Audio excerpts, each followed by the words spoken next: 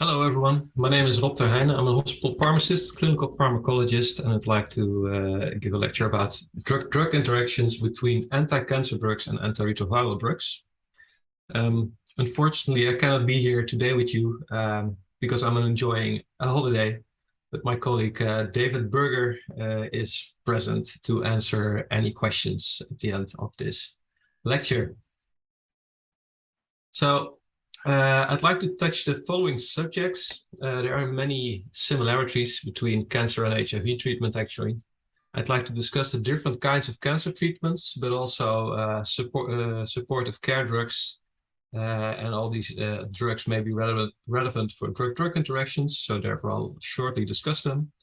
And thereafter I'll discuss the potential pharmacodynamic and pharmacokinetic interactions. And I'd like to end with a small summary. The many similarities of HIV and cancer drugs. Actually, the first drug used for HIV treatment, cytotoxic, is a nucleoside analog and was initially developed as an anti-cancer drug. And it is still sometimes used for cancer drug experiments, but ultimately it was repurposed as antiretroviral drug. And Jerome Horowitz is the inventor of this drug, and he developed several nucleoside drugs, and he thought of them as a very interesting set of compounds that were waiting for the right disease. Well, in 1985, it was found that it could inhibit HIV replication, and that's when the first treatments were started in people as well. Drugs like cytotoxic are nucleoside analogs, and they resemble DNA building blocks, and they remain the backbone of antiretroviral treatment. But these kind of drugs are also used for cancer treatments. So, for example, gemcitabine or dasatabine are used in solid cancer and hematological malignancies. And as you may notice, these drugs really resemble each other. And as they can interfere with DNA synthesis or RNA synthesis, it is not surprising that they may also perhaps inhibit HIV replication. And this was actually found already some years ago, that if you have in a mouse model for HIV-1 infection, actually gemcitabine and dasatabine also inhibited HIV replication. So there are many. So on this level, there are some similarities in the drugs and treatment. Notably, immune checkpoint inhibition is a novel cancer treatment modality. It is immune therapy, and it is immune therapy activates T cells, and this appears to be promising to reverse HIV latency, not only in vitro or ex vivo, but also in people who are treated, people who have HIV infection and who are treated with immune checkpoint inhibitors for cancer. So I'm very curious what the future will be of these drugs, but these drugs were developed for cancer, immune checkpoint inhibitors like pembrolizumab, but they're now also tested in HIV treatment for the purpose of eradication. There is no eradication yet, but yeah, they're being tested. The other way around, antiretroviral drugs may also exert anti-cancer effects, and the most studied drug is the protease inhibitor nalfinavir, which is an obsolete protease inhibitor, of course. No one uses it anymore, but there are many preclinical and clinical studies that show some efficacy of nalfinavir in solid tumors and hematological malignancies. And there are various pathways that it is able to inhibit cellular pathways. Well, since the introduction of highly active antiretroviral therapy in 1996, triple therapy, the life expectancy of HIV, people living with HIV has really become almost normal. And although this is not yet the case for cancer treatment, it is slowly going in that direction as well. So, for example, in hematological malignancies like leukemia, people are now being treated as with a chronic disease, and as in HIV treatment, there are complications of a chronic illness. For example, like cardiovascular disease. And like in HIV, longer survival equals more comorbidities and equals more drug interactions that are possible in cancer patients as well. So when you talk about cancer drugs, there are several types of drugs, and I would first like to discuss the classic cytotoxic agents. These are still the mainstay of treatment. And there are several classes, but they have one thing in common, and that is that they are cytotoxic. Their cytotoxicity is not selective, and they kill rapidly dividing cells, and also rapidly dividing healthy cells. And therefore, the side effects that occur also reflect efficacy. So there may be myelotoxicity, for example, leukopenia, mucositis, or hair loss. And it's often thought that there's a small therapeutic window, and these drugs are often dosed at the maximum tolerable dose. You should note that actually the toxicity correlates with efficacy. So if you take a look at people who are treated with cytotoxic drugs, and this can be found in almost any cancer type. If there's neutropenia, people who experience neutropenia have a better survival, which means that, and therefore you can imagine neutropenia as a biomarker for efficacy. And actually, you really want to dose these drugs on the brink of maximum tolerable dose to have a little bit of toxicity, so you are sure that you're also killing cancer cells. This is important to remember, and I will come back to it later. Then there's also targeted therapy. This has been, although untargeted therapy like cytotoxic drugs that were killing all rapidly dividing cells, small molecules and monoclonal antibodies are now developed that target a very specific pathway that causes the cancer. However, many of these drugs are still overdosed due to the old-fashioned dose development, where during dose development they are escalated to the maximum tolerable dose, and therefore the toxicity does not necessarily reflect efficacy of these drugs, in contrast to cytotoxic agents. And there are so many targeted drugs nowadays. There are many pharmacokinetic interactions possible, but the oral targeted drugs, both as perpetrator and victim, however, not with the monoclonal antibodies. Then there's immune checkpoint inhibition. So this is treatment with monoclonal antibodies, and these monoclonal antibodies, they either bind to so tumor cells. They evade the immune system by putting on the brake on T cells, and the brake is, for example, PD ligand 1.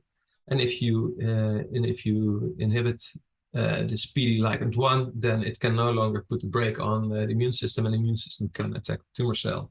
Other way around, there are also anti-PD1 antibodies, and therefore the brake cannot be pressed anymore, and the immune system can still attack the cancer cell. And these immune checkpoint inhibitors, they cause immune resurrection in case of immune suppression by the cancer, and they reverse immune evasion by the tumor, allowing the immune system to attack cancer. Unfortunately, people living with HIV have been historically excluded from trials with immune checkpoint inhibitors, but as it stands, there are no real signs for reduced efficacy from real-world data. These drugs are however, monoclonal antibodies. There are some small molecules in development, but they are not on the market yet. And with the currently approved drugs, there are no drug-drug interactions expected. Important to realize is that people who are undergoing cancer treatment with drugs also receive a lot of supportive care and also often receive supportive care drugs. For example, antiemetics. Sometimes if you have neutropenia, you get colony-stimulating factors. People who have severe neutropenia or are expected to have severe neutropenia, they get prophylactic antibiotics or prophylactic antifungals. And people who are on immune checkpoint inhibitors and who develop immune-related side effects sometimes receive immune-modulating agents. And also people who have received stem cell transplantation need immune suppression. And as you may realize, this may also cause interactions or be subject to interactions as well. So you should really keep that in mind. There's usually relatively limited data on drug-drug interactions between anti-cancer and antiretroviral drugs. With classical cytotoxic drugs, drug-drug interactions in studies are hardly performed. Dosing of these agents is balancing the fine line between subtherapy and very severe toxicity, and a drug interaction will therefore almost always negatively impact the risk to benefit balance. So these studies are hardly performed while they're so necessary. And also people living with HIV are often excluded from trials. So not a lot of data are collected.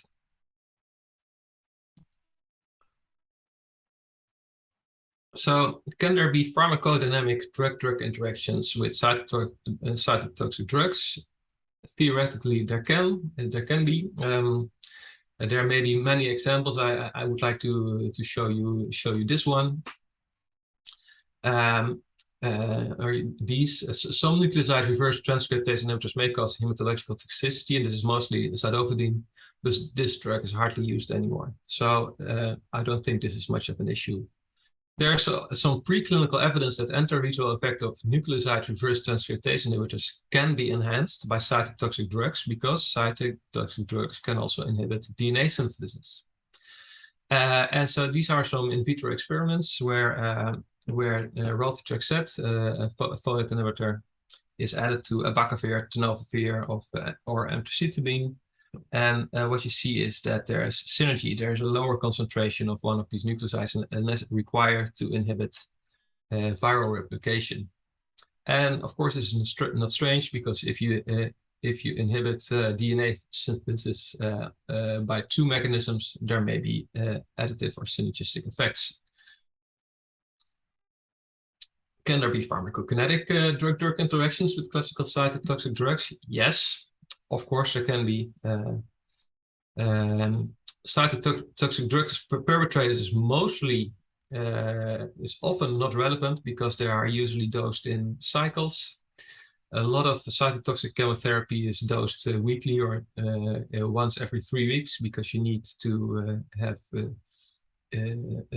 recover your immune system after the dosing. So they're not often not administered chronically. Of course, there are exceptions, but this means that the drug interactions are usually not relevant. Of course, there's another exception as well. People who are undergoing stem cell therapy receive a lot of chemotherapy, and this often causes mucositis, and mucositis may impact the bioavailability of other drugs. So, for example, with the antifungal drug posaconazole, it was found that in case of mucositis in stem cell recipients, the bioavailability of posaconazole was reduced by 25%. And of course, this may also happen with antiretroviral drugs. It has never been studied, but the mechanism may be the same. Pharmacokinetic drug-drug interactions with cytotoxic drug as victim can be relevant because you have a very small therapeutic window, and there may be various of pathways that may cause drug-drug interactions. I think the most important pathways with antiviral drugs are either CYP3A induction or inhibition, or drug transporter induction or inhibition. And this may, of course, be caused by drugs like inhibition may be caused by drugs like cobicistat, ritonavir, and induction may, of course, also be caused by non-nucleoside reverse transcriptase inhibitors. There may also be pharmacokinetic drug-drug interactions with targeted therapy, or this is actually androgen therapy, and androgen inhibitor therapy. For example, the drug enzalutamide is a very strong inducer. It's on the same level as rifampicin, and so this has been studied for various cytochrome enzymes, and you see that enzalutamide is up there, and it causes a very large change in expression of enzymes of all these drugs, of all these cytochrome enzymes. And this may be relevant for most integrase inhibitors, non-nucleoside reverse transcriptase inhibitors, and protease inhibitors. And there are, of course, other targeted drugs as well, but I'm not listing them all here, but you should just realize that they can also cause drug-drug interactions. They may also cause UGT inhibition. Some of the targeted therapies may cause this, and this may apply to integrase inhibitors, but it's not likely to be relevant due to the large therapeutic window of these integrase inhibitors. Targeted therapy can also be a victim of drug-drug interaction. So this is just a small list. There are so many more targeted drugs, but you should just realize that, well, inducers may cause relevant interaction where you need dose adjustments, and the same goes for inhibitors. So efavirenz, nevirapine, and trevorine may all cause induction, and ritonavir and cobicistat may all cause inhibition of metabolism, and this may be very relevant, and for the target therapy and dose adjustments may be required. Don't forget supportive care drugs. This is just a list of interactions that may occur with a small selection of supportive care drugs with, for example, darunavir, cobicistat, or efavirenz, and you see that there's an interaction potential with almost every drug. So if you have a patient who is going to receive or is receiving cancer treatment, please realize that there are also other drugs administered additionally as well. In summary, if there are drug interactions with cytotoxic drug, when in doubt, err on the side of toxicity, because toxicity equals efficacy. And oncologists are very used to toxicity. They even expect it. It is very well monitored, and it is especially in the curative setting. And there may be some other reasons not to do it if you're in a palliative setting, but especially in the curative setting, please realize that toxicity equals efficacy. And next cycle, a dose reduction can be performed, and toxicity is extensively monitored. With the cytotoxic drug as a potential perpetrator of pharmacokinetic drug-drug interactions, please realize that most cytotoxic drugs are administered cyclically. So the drug-drug interaction is not always present. Drug interactions with targeted drugs. Many relevant drug-drug interactions are possible, both as perpetrator and victim. And most relevant interactions occur with targeted drugs as victims due to inhibition or induction of metabolism by ritonavir, cobicistat, and non-nucleoside reverse transcriptase inhibitors that induce metabolism. And furthermore, when in doubt, consult your clinical pharmacologist.